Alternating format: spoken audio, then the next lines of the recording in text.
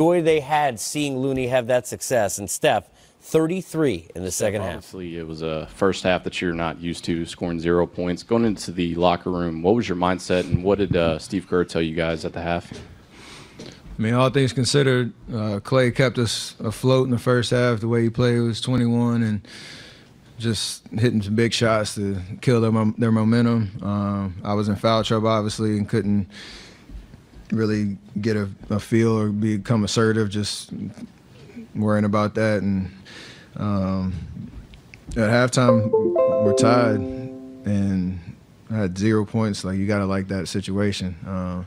And knew, obviously, it was going to be a hard-fought game down the stretch with everything on the line. And our defense really carried us in the second half to allow, that offensive rhythm to start to pick up. And, we've been in situations like these before and really dug deep in that experience to, keep our composure, stay solid, and close out the series. So damn proud of our team for sure.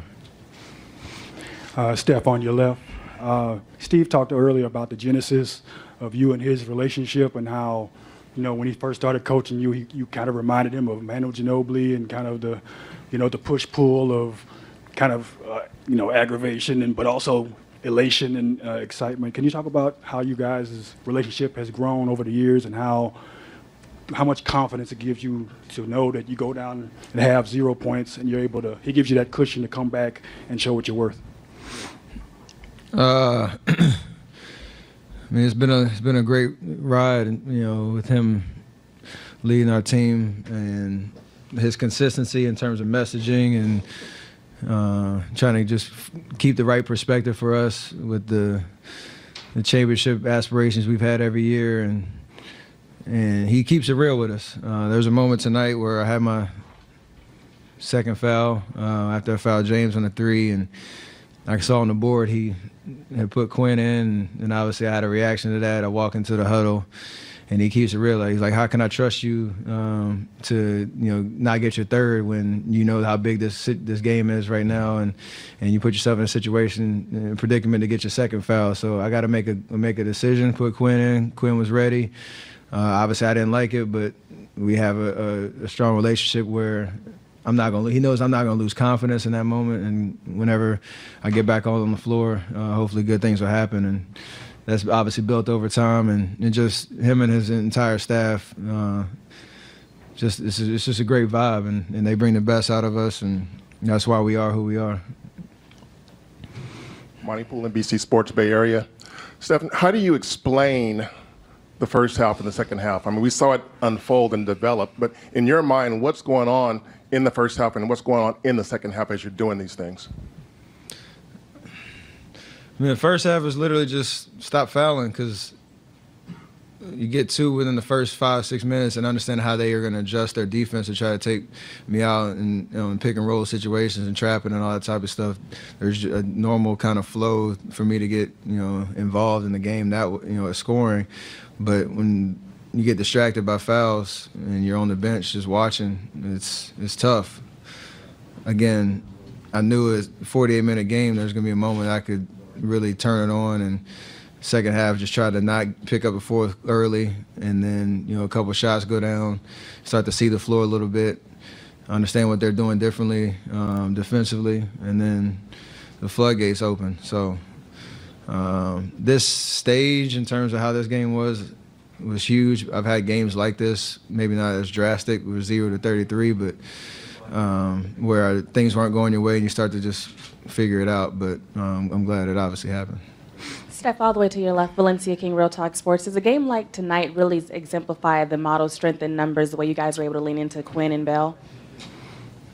For sure. We talked about that after KD went down, like who was going to help, fill those minutes. And again, that kind of goes back to Coach Kerr in terms of keeping it real with everybody on the bench. You don't know when your number is going to be called, whether it's from game 1 through 82 or in the playoffs. And we have guys that work hard. They take care of their bodies. They, stay sharp with their skill sets, and understanding that moments like tonight is where it all pays off. And we celebrate those guys for being ready.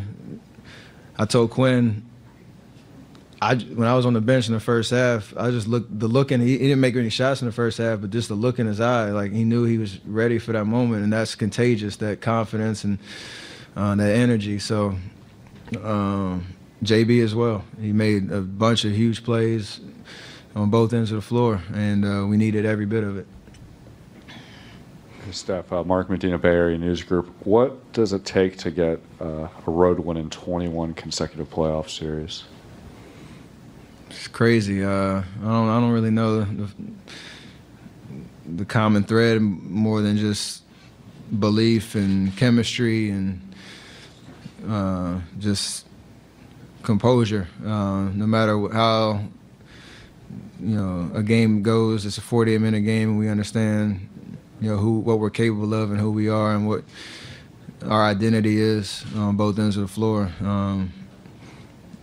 And tonight, really, I guess you break down how tonight went. That embodies, everything, really. So, pretty special night in terms of, closing out this series on the road and keeping that streak intact. And regarding Clay having a Clay game, what's his mentality like in those games? It's like he's in the park, just putting up shots on a little chain link net or something, just, enjoying playing basketball. And his personality and his perspective on life really makes him different in these moments. 'Cause I don't know if he really even feels pressure. He's just out there hooping. The shots he was taking in the first half, understanding the situation, confidence to knock him down, was huge for us. So, we don't win this game tonight without, everybody on the court, but especially Clay in that first half to give us life and give us a reason to, be in it in the second half. Steph, on your left, Nick Friedel, ESPN. What's it like for you guys to win this game in this moment and still know that Kevin is going to come back at some point in the next series? I mean, it's huge. We had an opportunity to, it's kind of weird saying prove a lot of people wrong, knowing what we've accomplished, but it's a lot of talk in the last 24, 48 hours about, what we should and should not do in this series with K out. But I talked about it a lot. K has been unbelievable in this playoff run. We don't get to a Game 6 opportunity to close it out without, him playing unbelievable, spectacular basketball and carrying us for these first 11 games. And the least we could do is come in here, get a win, stretch, get some rest before the Western Conference Finals, and give him an opportunity to get healthy and go chase another championship. So special. I know he's back at home celebrating, and can't wait to get back and prepare for next series. Steph, you win the game, everything comes out great. You have 33 in the second half, but how bad were you in the first half? That's a great question. I was pretty terrible. Obviously didn't make a shot, was fouling. I think the only thing I did well was not turn the ball over for the 12 minutes I was out there on the floor. So I find a positive in everything. Second row middle. Mr. Curry, last time you were here, you were saying that you had listened to the chatter the last 48 hours and what people have been saying about you. What do you think they're going to say now with the performance that you had in the second half? That I get to play in the Western Conference Finals in 2019. So our story's crazy. It's been like that for the last 5 years, and it's going to continue to be until it's over. So, again, I always say I try to stay even keel. Like after Game 3, hearing the chatter, hearing how poorly I was playing, this and that. A night like tonight doesn't happen without belief in myself, one, understanding my purpose, being able to play in these type of games, and the people I have around me pouring some positivity and great energy into me and keeping my perspective straight on. It's just basketball. It's a game I've played since I was 2 years old, so take the good with the bad, and you just play and have fun doing what you get to do. Last two. Marcus over there, left-hand side. Two questions for you, Steph. One, why'd you go back to the Curry ones from 2015? And two, like in the game like this, like how big is Draymond and just like the energy and spirit he brings? He's unbelievable, man. There's no true way to gauge his impact besides us winning in terms of what he brings every night. Timely plays, like you say. He's vocal in the locker room, on the bench, on the floor. He's demonstrative. He gives us, that belief that no matter how a game's going, we're still in it. And he's a jack of all trades, obviously. Every possession he's doing something different. And it's just unbelievable to watch the energy that he puts out on the floor and the challenges he takes for us. So he's a true champion. He's a dog. You want to go to war with a guy like that every single night. What was the other question?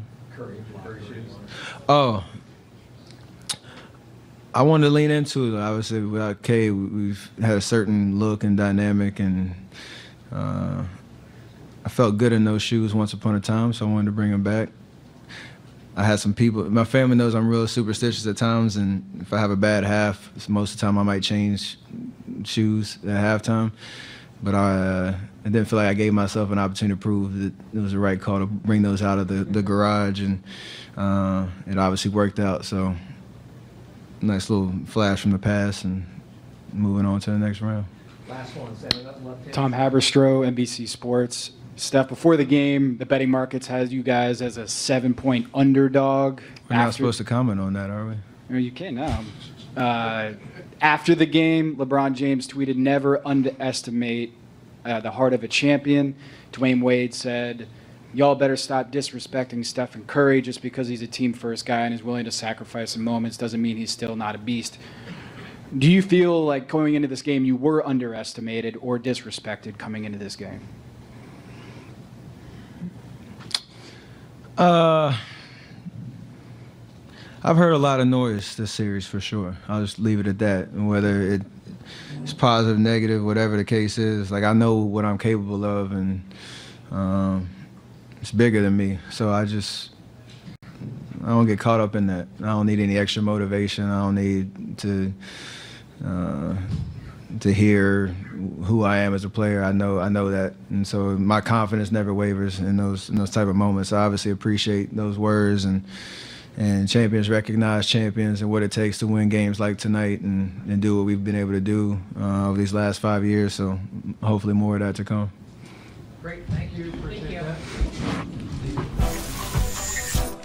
They're the shoes that Steph was talking about, and these shoes are made for balling, and balling is what he would do in the second half. How about 33 points, six shy of a half record, and a whole family of happiness right now.